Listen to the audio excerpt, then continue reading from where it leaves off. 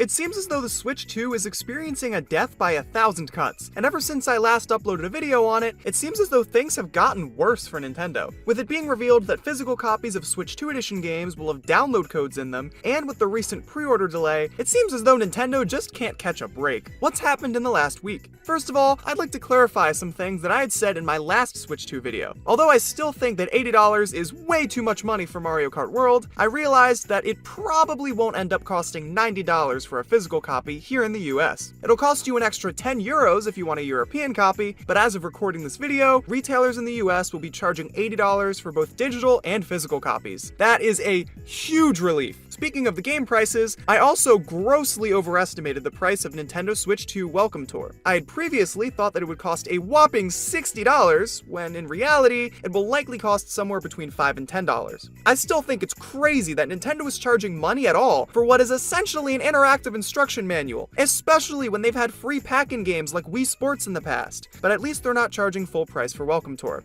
Cha-ching, cha-ching, cha-ching-gery.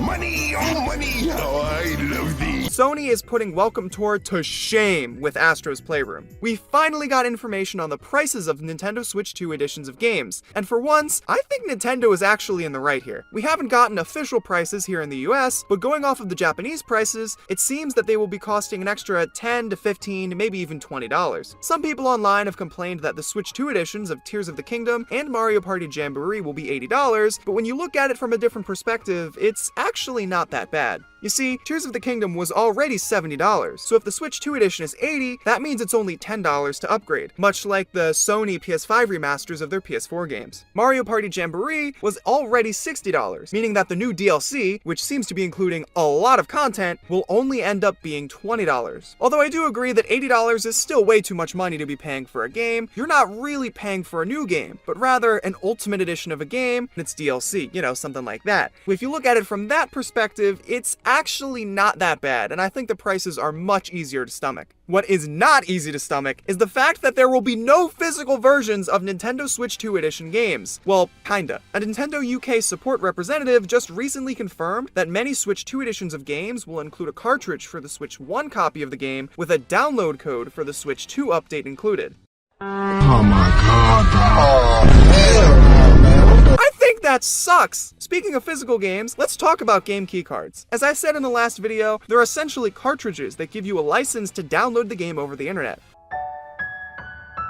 I've heard a handful of different takes on the matter, and honestly, I do think that the situation is much more complicated than I initially thought. It seems as though game keycards will be replacing the physical releases that were literally just download codes in a box, or releases where the cartridge had partial games on them where you had to download the rest online. At least with the download code releases, there would be a bar at the top saying, download required. With these game keycards though, it might not be as obvious to the consumer since it tells you through small text at the bottom of the case. That's not as visible. Game keycards are still better for consumers though. With game keycards, you can actually sell that copy of the game or give it to someone else. I know Nintendo will be implementing virtual game cards, but those have limitations, like having to make a local connection to the other Switch the first time you share the game, or only being able to lend one game out at a time for 2 weeks. With game keycards, you could sell the game and get your money back. I'm not sure what the resale value will be for a game keycard versus an actual physical release, because honestly, in my opinion, I think that a physical release will have a much higher resale value than a game keycard, but honestly, it's a lot better on that end than a download code would be. The issue though, is that you lose what makes a digital game so convenient. You have to put the cartridge in the console every time you want to play with the game keycard, even though it's digitally downloaded. Plus, if anything happens to that keycard, your digital copy of the game will be completely inaccessible. One of the big advantages of digital games is that you don't have to worry about the hassle of managing all of your physical games, or when you want to play a different game, you have to get up and grab the cartridge and swap out the cartridges and all that fun stuff. You don't have to worry about that with a digital copy, but with your game keycard, which is basically a digital copy, you do have to worry about that. I guess it comes down to whether or not you see yourself selling the game in the future and how you feel about cartridges, but at least for me, I would just rather stick with a digital copy at that point. What also concerns me is that Nintendo will be doing this for their own games. Don't get me wrong, it's annoying that third-party game keycards exist too, but it's even worse for Nintendo games since that's the only way to get them. I can get a copy of Elden Ring for my PS5 and boom, the files are on the disc, the game is preserved, everything is all hunky-dory. But it's not that easy with Nintendo games. Metroid Prime 4 is only going to be on a Nintendo console, meaning that that I may never get an actual physical release of the Switch 2 edition of Metroid Prime 4. And that sucks! The pre-ordering process for a Switch 2 might be a huge pain as well. If you want to order a Switch 2 from the My Nintendo store, you'd better be a devout fan. In order to sign up for the invitation list, you have to have an NSO subscription that's been active for at least a year, and it has to have 50 hours of gameplay on it. And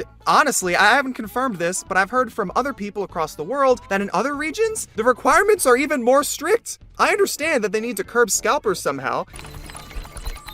Oh, this is not good. We're using our connection to the Aphis database. But if you're someone that just hasn't felt the need to subscribe to the online service, or if you're someone that's been busy lately and haven't been able to play that many video games, you're out of luck. Even worse, you could meet both of those requirements and still not be accepted if you opted out of sharing gameplay data. You could be the most devout Nintendo fan ever, but if you care about your privacy, you aren't getting that pre-order invite. Speaking of pre-orders, oh boy. The worst news that came out is that Nintendo delayed pre-orders for the Switch 2 in the US because of the recent tariffs. This could not have possibly come at a worse time for Nintendo, since they're already being slammed with criticism over the pricing for both the games and the Switch 2 itself. The Nintendo Treehouse live chat was full of people spamming drop the price, and just overall complaining about the prices of Nintendo Switch 2 games. Now the Switch 2 might end up costing even more! I'm all out of money! I'm not gonna go too deep into the situation because I don't want this channel to be about politics, but oh boy, there is a real possibility that the Switch 2 will end up costing upwards of $500. I'm no economist, and I don't know how much it costs to make a Switch 2, but judging by how high the tariffs are, I'd be willing to bet that Nintendo will lose an insane amount of money if they decide to simply eat the cost of tariffs. So if the tariffs remain the way they are, Nintendo will likely have to increase the cost of the Switch 2. Once again though, this situation is constantly changing, so what I say today may be outdated tomorrow. But the mere fact that the pre-orders had to be delayed at all is concerning. Why would they delay the pre-orders if they aren't considering a price change? This is unprecedented for a console release too. I've never heard of pre-orders being delayed because of something like that. I figured that the $450 price tag accounted for the possibility of tariffs, but apparently they didn't.